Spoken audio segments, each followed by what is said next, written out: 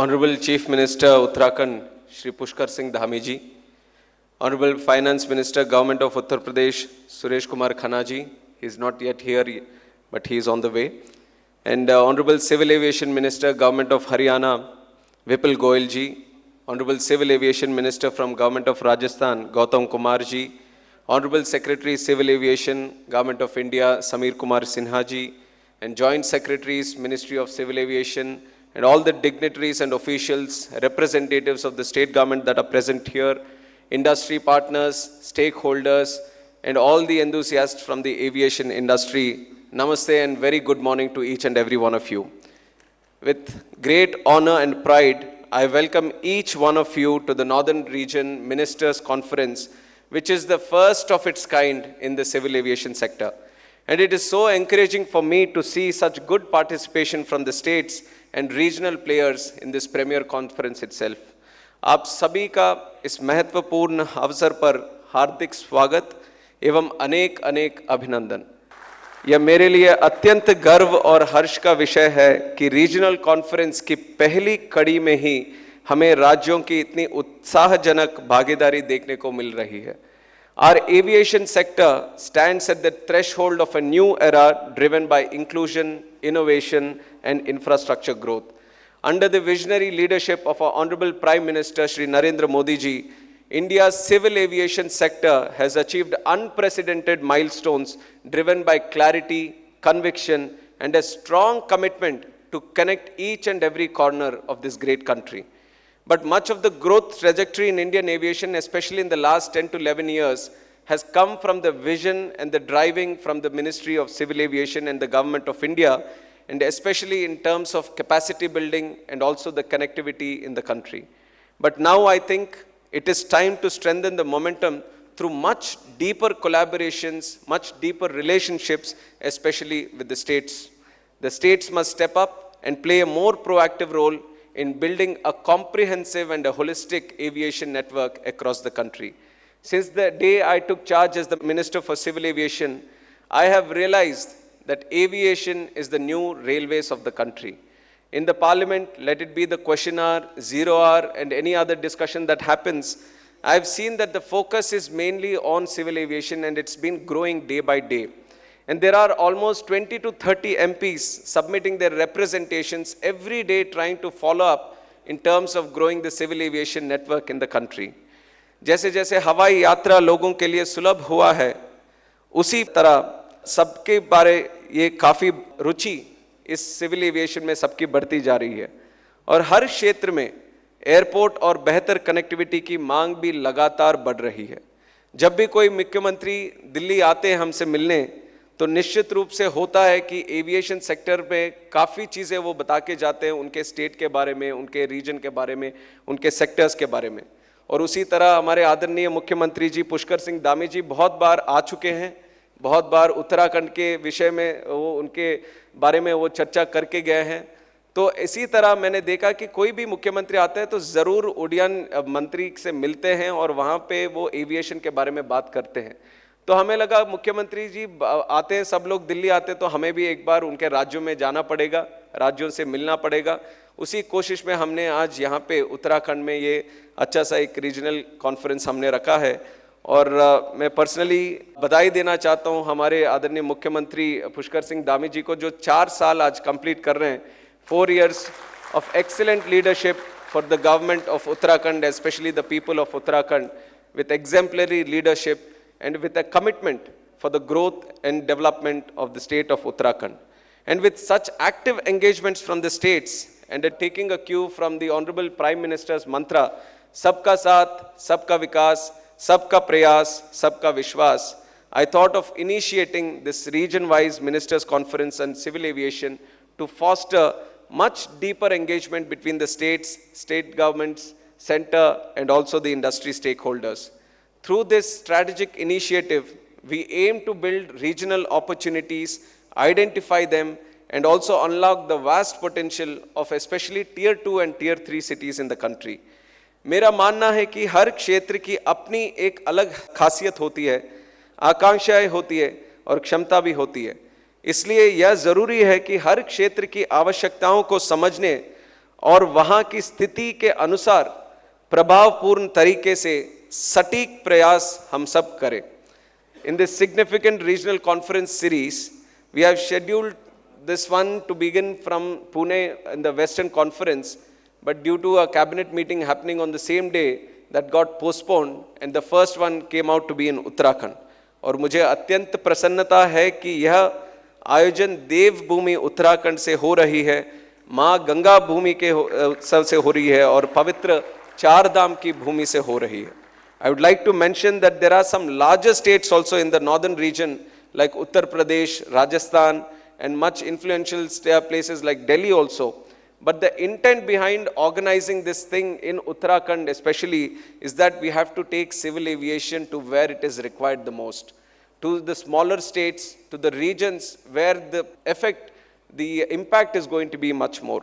And I see that the smaller states hold much stronger potential, especially in emerging verticals like helicopters, drones, and also setting up smaller regional airports. And this is a broader vision behind today's conference, and to unlock the immense potential that exists in the terms of civil aviation in the country. And if we look at this sector through numbers, we can clearly see the opportunity that exists today. In just 10 years, we have added 88 airports to the count of airports in the country, and that is one new airport every 40 days.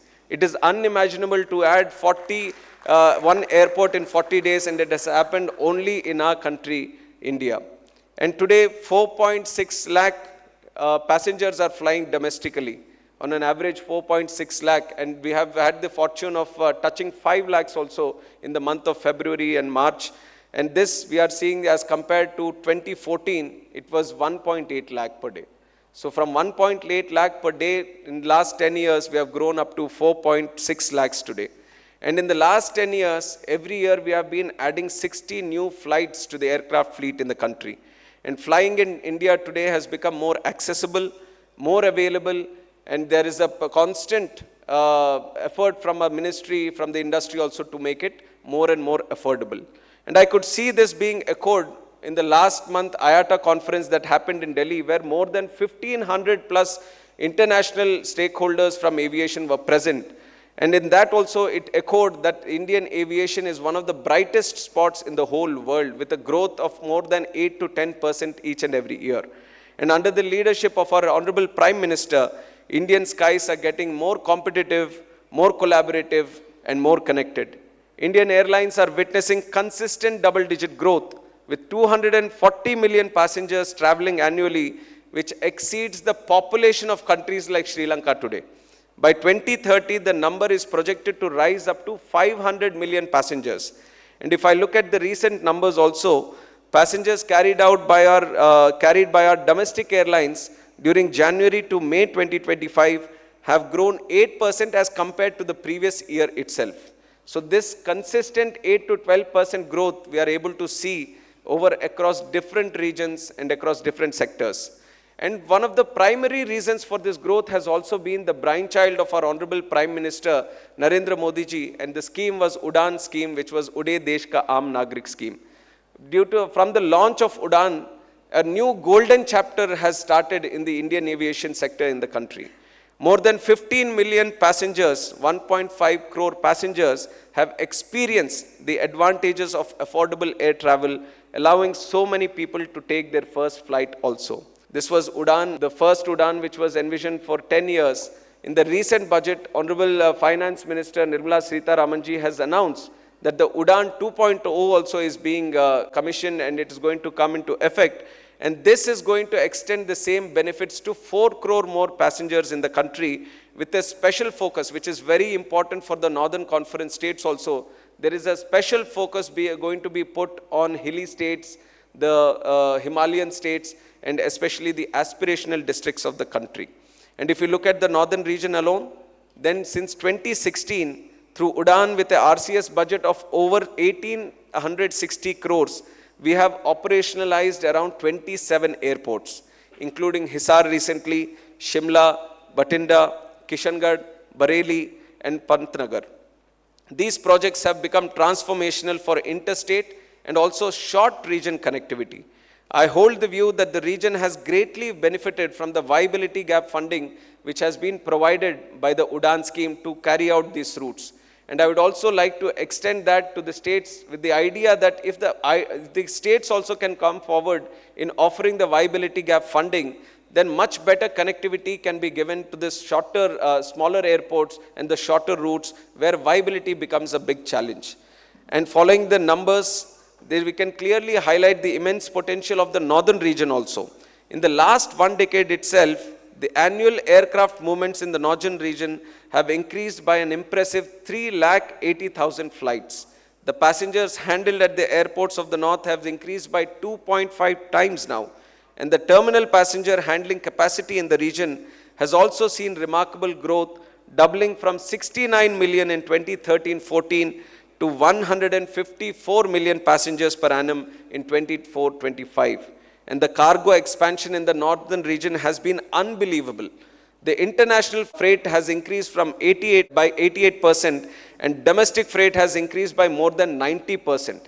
This is a phenomenal progress that we have achieved in cargo movement in the country. And in my first year as the aviation minister, 8 new airports have been inaugurated and 2 of which are coming from the northern region, Sarsawa in Uttar Pradesh and Hisar in Haryana. Numerous significant projects have been undertaken across the northern region to enhance aviation infrastructure, boost operational connectivity, and improve the overall passenger experience. Right here in Dehradun, the airport's new domestic passenger terminal was operationalized last year with an investment of more than 480 crores. Just 2 months ago, I visited the Jammu and Srinagar airports, which are witnessing rapid transformation. And at Jammu Airport, the construction of a new civil enclave is progressing steadily and is on track for being commissioned by June 2026. But with an investment of approximately 850 crores, it will have an annual passenger handling capacity of 4.5 million, significantly enhancing connectivity and supporting the region's economic aspirations. The Srinagar Airport, a symbol of Kashmir Valley's resurgence, has seen exponential growth in passenger traffic from 2.8 million passengers in 2019-20 to 4.5 million in 2024-25. In 5 years, we saw the passenger movement double itself in Srinagar Airport, and we are now actively reviewing the proposal to expand Srinagar's airport capacity to 10 million passengers per annum, up from its capacity of 2.5 million passengers per annum. And in the last couple of years, many other significant developments have taken place in the northern region.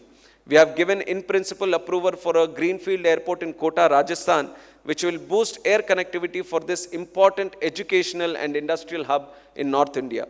Plans are underway to the construction of new terminal buildings at Udaipur and Jodhpur airports to meet the growing passenger demand. And Honorable Prime Minister last year laid the foundation stone for a new civil enclave at Agra in Uttar Pradesh also. And very soon, the largest airport in northern region, and in fact can be in the entire country also, which is Jewar in Noida, is also set to become operational in Uttar Pradesh later this year. And airports, किसी भी क्षेत्र में आप देखेंगे तो आर्थिक विकास के engine होते हैं। 500 एकड़ जमीन पर एक छोटे एयरपोर्ट के माध्यम से 70,000 से 1 लाख तक के रोजगार अवसर पैदा करने की क्षमता उस एयरपोर्ट में रहती है। जरा सोचिए, हमारे पहाड़ी क्षेत्र में एक ऐसी एयरपोर्ट अगर बने तो कितने प्रभावशाली एक एयरपोर्ट वहाँ के इकोनॉमिक एक्टिविटी के लिए हो सकता है। Ground handlers, airport staff, and if you extend it outside the airport also, hoteliers, cab drivers, logistic providers, real estate development, there are so many avenues that open up just by building one airport in one region. और जेवर airport की अगर example हम ले तो एक गौरवपूर्ण आदर्श एक उदाहरण हमारे लिए बनता है। वहाँ पे जेवर एयरपोर्ट के माध्यम से लगभग 10 लाख रोजगार के अवसर पैदा करने का एक सोच है। और इसी प्रोजेक्ट में अगर हम देखेंगे तो बनने के पहले ही जब कंस्ट्रक्शन होगा उसी टाइम 5 लाख रोजगार पैदा करने का अवसर ये जेवर एयरपोर्ट हमारे लिए दे रहा है। और करीब 7 करोड़ यात्रियों की क्षमता के साथ रोजगार, व्यापार, रियल एस्टेट और पर्यटन को बढ़ावा देने के लिए ये एयरपोर्ट एक आर्थिक केंद्र बिंदु बनने वाला है। That is why I request each and everyone who is present here, especially representing the states, that for leading the aviation growth and setting benchmarks in the country, it is very important that we constantly push and improve the infrastructure regarding aviation that is there with us right now. And I would also like to share some more facts regarding this. At Amritsar Airport, the average daily aircraft movements were 27 in 2014, and today they have increased up to 65. Chandigarh Airport has also seen a similar rise from 27 movements a day to 75 today. This is in the last 10 years. And looking at Dehradun Airport, in 2014, it was just connected only to Delhi and Lucknow, which had only 14 aircraft movements per day. And today it has grown up to 42 movements daily and connecting major cities like Mumbai, Bangalore, Kolkata, and other cities. Udaipur has also seen its connectivity doubled. Varanasi airports has seen its connectivity tripled in the last 10 years. तो इसलिए मैं कहूँगा कि आंकड़े केवल आंकड़े नहीं हैं, बल्कि ये हमारे लिए एक बढ़ती आकांक्षाओं को भी दर्शाता है. और इसलिए मेरा मानना है कि ये कॉन्फ्रेंस उत्तरी क्षेत्र के राज्यों के लिए अत्यंत महत्व होने वाला है. With substantial promise across verticals such as MROs, FTOs, drones, I think this region is going to lead in the India's aviation growth story. Before we move on, we have one-on-one meetings also with all the states so that we discuss individual issues regarding the states. We are, the ministry, are taking this opportunity to present the vision at the Ministry of Civil Aviation also. To have a combined approach and a collaborative approach, it is very important for us at the Ministry of Civil Aviation, Government of India, to understand the vision and the planning of the state governments. And it is important vice versa for the states also to understand the collective national mission towards infrastructure and aviation in the country. And this is why we have to see that MROs, FTOs, and other sectors like the drones, which are very, very important at a national stage, the states also kind of pick up this opportunity and dwell more into it. And we have seen the requirement of FTOs also grow. And especially in the northern region, I'm seeing like 10 FTOs that are present here today. And we have the Rajiv Gandhi University along with the Indira Gandhi Academy also here. And out of the 10, there are 5 in Uttar Pradesh only. The other states can also take lead because there is a huge requirement that is going to come up in the terms of pilots that are required in the country. And once you have more flights also coming in, and the official number that we have is around 1700 to 1800 plane orders we have in the country today. All these planes are going to add to our fleet in the country. Then imagine the number of pilots that are going to be required. And if we don't tap into generating these pilots indigenously, if we don't set up these FTOs, which are global standards in the country itself, there is going to be a loss in terms of training these pilots where they are going to go abroad or some other countries and going to train there and come back.